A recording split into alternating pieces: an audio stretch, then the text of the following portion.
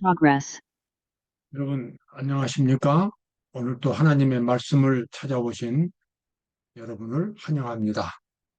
오늘은 사람들 앞에서라는 제목으로 하나님의 말씀을 듣도록 하겠습니다. 우리 모든 그리스도인들은 사람들 앞에서 하나님에 대해서 증언해야 할 의무와 특권이 있습니다. 자기가 믿는 하나님이 어떤 하나님이신지, 자기가 하나님을 믿었을 때에 하나님이 자기에게 무엇을 해 주셨는지, 그리고 하나님을 믿으면 앞으로 어떻게 된다는 것인지, 그러한 것들을 사람들 앞에서 구체적으로 말할 수 있어야 합니다. 그런데 특별히 이 마지막 시대에는 하나님의 참된 백성들이 수많은 사람들 앞에 불려가서 소환을 당하고, 그래서 그곳에서 하나님의 이 마지막 백성들로서의 가지고 있는 그 기별을 증언을 해야 할 그러한 특별한 시기가 오고 있다고 하는 것입니다. 그래서 재림을 준비하는, 그리스도께서 다시 오시는 재림을 준비하는 성도들로서는 자기가 가지고 있는 신앙, 왜 내가 하나님의 율법에 충실하고 하나님의 율법은 어떻게 자기가 지켰는지에 대하여, 그리고 하나님의 사랑이 자기를 어떻게 변화시켰는지에 대하여 사람들에게 검증을 해야 할 그러한 필요가 있고, 그런 특권이 있고, 그런 기회가 반드시 온다고 하는 것입니다.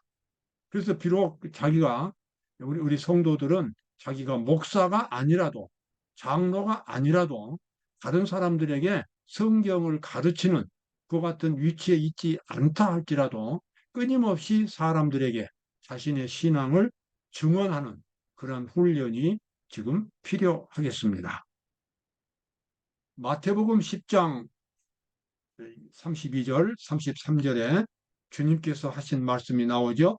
누구든지 사람 앞에서 나를 시인하면 나도 하늘에 계신 내 아버지 앞에서 그를 시인할 것이요. 나를 부인하면 나도 부인하리라. 사람들 앞에서 어떻게 하나님을 나타내느냐에 따라서 그 사람의 입장이 하늘에서 결정된다고 하는 것입니다. 하나님을 이 땅에서 시인하면 하늘에서도 시인을 그 사람이 시인을 받을 것이고, 만약에 그 사람이 땅에서 하나님을 부인하면 그 사람은 하늘에서도 부인을 당할 것이라고 예수님은 말씀하셨습니다. 물론 여기 나와 있는 이 말씀에 하나님을 시인하는 것과 부인하는 것은 꼭 말로만 하는 것은 아닙니다. 때로는 행동으로, 때로는 미소로, 또는 때로는 생활의 자세로 하나님을 인정할 수도 있고 부인할 수도 있습니다. 그래서 우리는 끊임없이 지상에서 하나님을 사람들에게 나타내는 그러한 생활을 해야 할 필요가 있겠습니다. 사람들이 너희를 끌어다가 넘겨줄 때에 무슨 말을 할까 미리 염려하지 말고 무엇이든지 그 시에 너희에게 주시는 그 말을 하라. 말하는 이는 너희가 아니요 성령이시니라. 자, 이 말씀에서 무엇을 말하는지 염려하지 말라는 주님의 당부는 사실상 이것은 중요하지 않다는 뜻이 아니고 그때 자신의 모습을 그대로 나타내라는 뜻입니다. 자기가 어떻게 신앙생활을 해왔으며 자기가 하나님을 어떻게 생각하고, 그리고 교회 안에서, 가정에서, 사회에서 내가 어떻게 하나님을 나타내는 그런 생활을 살았는지 자기의 모습을 그대로 나타내라는 뜻입니다. 생활과 교리가 일치하지 않는 그런 신앙생활을 하지 말라는 것입니다. 생활은 이렇게 하는데 생각은 이렇게 하고, 그래서 말과 행동이 다른 그와 같은 이 간증은 사람들 앞에서 금방 그 본체가 드러나게 될 것입니다. 가장 중요한 것은 평소에 하나님을 성실하게 섬기는 그런 생활이 중요하겠습니다. 자, 마라나다 253쪽에 나와 있는 말씀입니다. 하나님의 백성들이 지상의 통치자들 앞에 소환되어서 증언을 해야 할 때가 멀지 않았다. 만약 그대가 온유와 두려움으로 준비를 하였다면 그대의 원수들은 그대의 지혜를 감당할 수 없을 것이다. 원수들은 그대의 지혜를 감당할 수 없다고 하는 것은 그대가 바로 오늘 우리 성도들이 하나님의 진리에 맞게 성실하게 살았다고 하는 것을 증거할 때 가능한 것입니다.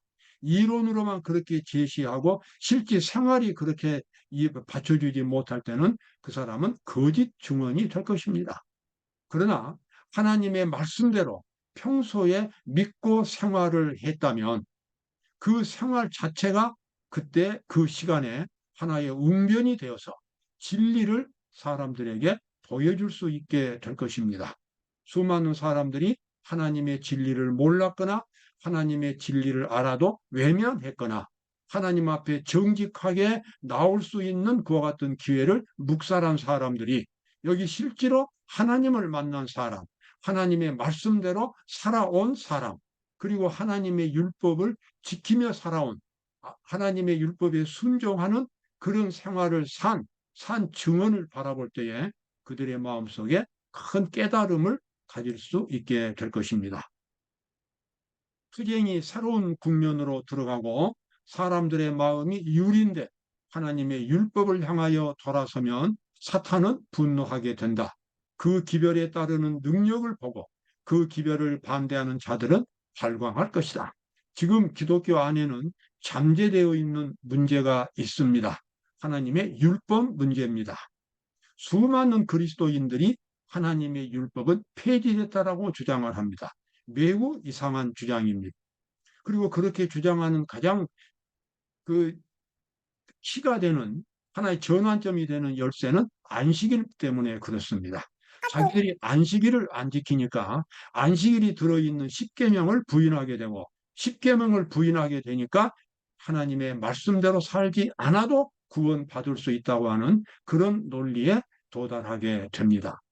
그런데 실제로 이제 이 마지막 때가 되면 안식일을 성실하게 거룩하게 지키는 사람들이 등장하게 되는 것입니다. 하나님의 율법을 지킨다는 것이 무엇인지를 경험으로 아는 사람들이 나타납니다. 그 사람들의 입에서 하나님의 율법은 자기가 지켰고 또 이렇게 지킬 수 있다는 것을 증언하게 됩니다. 그러면 평소에 하나님의 율법을 지키지 않아도 구원을 받았다고 설교해온 수많은 목사들이 크게 분노하게 될 것입니다. 그래서 정치적인 힘을 이용해서 하나님의 율법을 옹호하는 사람들을 핍박하게 됩니다. 교인들은 개인적으로 시험을 받고 시련을 겪을 것이다. 많은 사람들은 아마도 개별적으로 혹은 혼자서 의회와 법정에서 이야기하도록 소환당할 것입니다. 여러분 꼭 이렇게 될 것입니다. 왜냐하면 앞으로 재앙이 이 세상에 점점 많아지게 되면 사람들은 자연히 초자연적인 어떤 실체로 마음을 향하게 됩니다. 과학적인 방법으로 사람의 논리로 아무리 이 세상을 평화롭게 만들려도 끊임없이 일어나는 재앙을 막을 길이 없기 때문에 그때는 사람들이 종교적인 힘을 이용하게 되고 그러면 종교적인 힘을 이용하면 대다수 사람들이 믿는 오늘날의 기독교에 다른 일반 종교와 전부 연합해서 종교적인 힘을 나타내게 될 것입니다. 그런데 그때 하나님의 율법을 들고 나와서 율법은 지켜야 한다고 말하고 제7일 안식일 토요일을 거룩하게 지켜야 한다고 하는 일반 교회 사람들이 주장하는 엉뚱한 주장을 하는 다른 주장을 하는 사람들이 나타날 때에 그들이 분노하게 되고 그래서 왜 너는 다른 사람들과 다르게 그런 주장을 하느냐 하는 이와 같은 이유 때문에 그들이 소환받게 되고 그래서 아주 탈탈 털리도록 신문을 당하게 될 것입니다. 정말 이 안식일을 지킨다고 주장하는 사람들의 그 본색이 다 드러나도록 날카롭게 추궁을 할 것이고 질문할 것이고 그래서 그에 대한 대답을 할 수 있어야 됩니다. 만약에 거기서 어떤 율법적인 것이나 위선적인 것이 나타났다면 사람들 앞에서 정말 큰 모욕을 당하게 될 것입니다. 그래서 우리는 그 일을 준비해야 합니다. 그리스도의 종들은 신문을 받을 때에 고정된 답변을 할 준비를 하지 말 것이다. 조금 전에도 나왔던 말씀처럼 이론적으로만 말하면 그 사람들이 설득되겠지라고 생각해서는 안 됩니다. 실제로 하나님의 율법을, 실제로 안식일을 거룩하게 지키는 매일매일의 생활을 살아야 합니다. 하나님의 율법을 지킨다는 것이 그리스도의 십자가의 사랑을 통하여 율법이 복음으로 변해지고, 그래서 율법이 자신의 인격으로 변화되는 거듭남과 속죄의 경험을 통해서 하나님의 율법을 거룩하게 지킨 그러한 경험을 자기의 생활 속에서 나타난 경험된 그러한 것들을 간증하게 될 때에 사람들이 비로소 하나님의 진리를 볼 수 있게 될 것입니다. 여기 나와 있는 말씀대로 그들의 준비는 날마다 하나님의 말씀에 귀중한 진리를 간직하는 중에 이루어져야 하며, 신문 받을 때에 성령께서 요긴한 바로 그 진리를 기억나게 하실 것이다. 꼭 이렇게 우리가 간증을 해야 되겠습니다. 세상은 경고를 받아야 하며 어떤 사람도 진리에 대한 피상적인 지식만으로 만족하지 말아야 합니다. 내가 교리적으로 아니까 누가 질문하면 대답할 수 있겠지. 그거 가지고는 턱없이 부족합니다. 실제로 하나님의 진리를 생활 속에서 경험을 해야 하는 것입니다. 그리고 하나님의 율법을 성실하게 지키는 그 노하우, 그 방법이, 그 길이 어떤 길인가를 나름대로 터득하고 경험을 해야 합니다. 많은 사람들이 의회에 서야 할 것이며, 어떤 이들은 왕들이나 학자들 앞에서 자신의 신앙에 대하여 대답을 할 것이다. 우리는 이러한 미래의 사건들을 하나님께서 예언해 주셨으므로 준비를 해야 합니다. 자, 베드로의 권면이죠. 너희 마음에 그리스도를 주로 삼아 거룩하게 하고 너희 속에 있는 소망에 관한 이유를 묻는 자에게는 대답할 것을 항상 예비하되 온유와 두려움으로 하고 항상 준비하라. 이 말씀은 항상 구원받은 상태에서 생활하라는 뜻이 되겠습니다. 제가 앞에서도 여러 번 강조했지만, 여러분, 하나님의 구원은 미래에 경험하는 것이 아닙니다. 지금 매일매일의 생활 속에서 하나님의 진정한 구원을 온전히 경험해야만 합니다. 영생은 지금 이 순간에 진행되고 있는 것입니다. 왜냐하면 그리스도께서 재림하실 때의 품성이 변화되지 않기 때문에 그렇습니다. 우리는 이 품성 그대로 하늘에 가야 하기 때문에 지금 우리의 품성이 그리스도의 품성처럼 변해야 하고, 지금 우리 마음속에 그리스도의 정신이 있어야 합니다. 그리스도의 용서가 있어야 합니다. 그리스도의 사랑의 능력이 우리 마음속에서 실제로 경험이 되어야 합니다. 그것이 바로 영생이고, 영생은 지금 출발하는 것입니다. 바로 그것이 예수님의 재림을 준비하는 것이고, 이러한 상태에 있는 사람들이 장차 수많은 사람들 앞에서 소환당할 때에 그때 힘있게 간증을 할 수 있을 것입니다. 또 그때가 되면 여기 아주 불행한 사람들이 있습니다. 그때가 되면 그들의 영향으로 꾸준히 사업의 발전을 방해해온 피상적이고 보수적인 계층은 믿음을 버리고 오랫동안 동조해온 진리의 공공연한 원수들과 입장을 같이 할 것이다. 우리 제7일 안식일 예수 재림교회 세천사들입니다. 세천사 기별 속에서 이상하게 조사 심판을 부정하거나 율법은 지킬 수 없다라고 하는 일반 개신교회와 똑같은 그런 생각을 가진 성도들이 가끔 있습니다. 그것은 근본적으로 우리 안식일 교회의 입장과 다른 것입니다.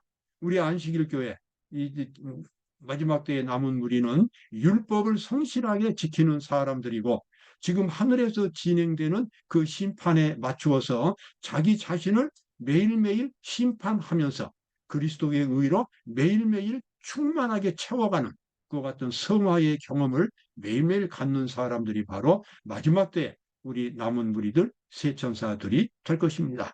그런데 이러한 입장을 평소에 이상하게 이것을 외면하고 멸시하는 사람들, 싫어하는 사람들이 있어요. 왜 그렇게 구원을 어렵게 말하냐고, 왜 복잡하게 그렇게 구원을 받는다고 말하냐고 이렇게 따지는 사람들이 있습니다. 그런데 그런 사람들이 나중에는 우리 교회를 떠나서 원수들과 입장을 같이 하게 될 것이라고 여기 예언되어 있습니다. 성경의 진리로 마음을 견고히 방어한 자들 외에는 아무도 최후의 대쟁투를 견디지 못할 것이다.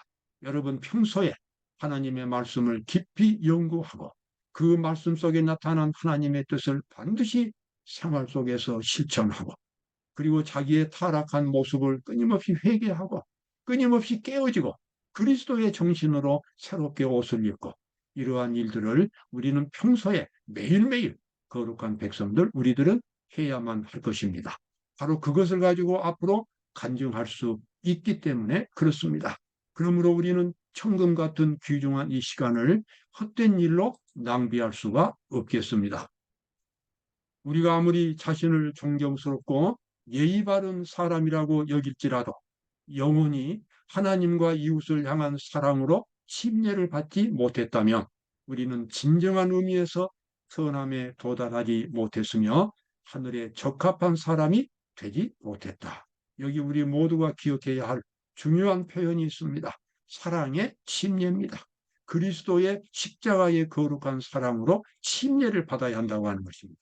완전히 그 사랑 속에 빠져서 옛날의 자아가 익사하고 새로운 자아가 올라오는 부활의 경험을 가져야 할 것입니다. 그러한 사랑의 침례를 받지 못했다면 하늘에 적합한 사람이 되지 못했다고 여기 그렇게 나와 있습니다. 물론 이렇게 침례를 받아도 우리의 본성 속에는 여전히 죄가 잠재되어 있기 때문에 또한 우리는 죄악적인 사고방식에 익숙해 있기 때문에 우리는 곧잘 실수를 하고 넘어지게 됩니다. 그러나 하늘 백성들은 실수했다고 해서 결코 절망하지 않습니다. 다시 일어나서 또 용감하게 투쟁하고 다시 일어나서 또 투쟁하고 그러한 일들을 계속해서 마침내 죄를 극복하는 그러한 경험에 도달하게 될 것입니다. 예수님께서는 바로 그러한 사람들이 비록 실수는 했어도 그들의 믿음을 통해서 하늘의 백성으로 인정해 주겠다고 그렇게 약속을 했습니다. 여기 바울의 경험이 나옵니다. 그날의 바울을 바라본 많은 사람들은 그 얼굴이 천사의 얼굴과 같음을 보았다. 이 무리들은 전에 이와 같은 말을 들어본 적이 결코 없었다. 그들은 가장 완고하고 완고한 자들의 심금을 그 말들은 가장 완고한 자들의 심금을 울렸다. 사도 바울이 순교당하기 전에 로마 황제와 그리고 그 대신들 앞에서 마지막으로 간증하는 시간이 있었습니다. 그때 그 수많은 사람들은 바울의 얼굴에서 하나님을 보았고 하늘을 보았고 영원한 생명을 보았습니다. 그 순결하고 아름다운 바울에게서 나오는 아름다운 표정을 통해서 천국 백성의 모습을 보았습니다. 우리 모두가 그렇게 앞으로 간증을 해야 할 것입니다. 또 두 번째 제가 가지고 나온 것은 말틴 루터입니다.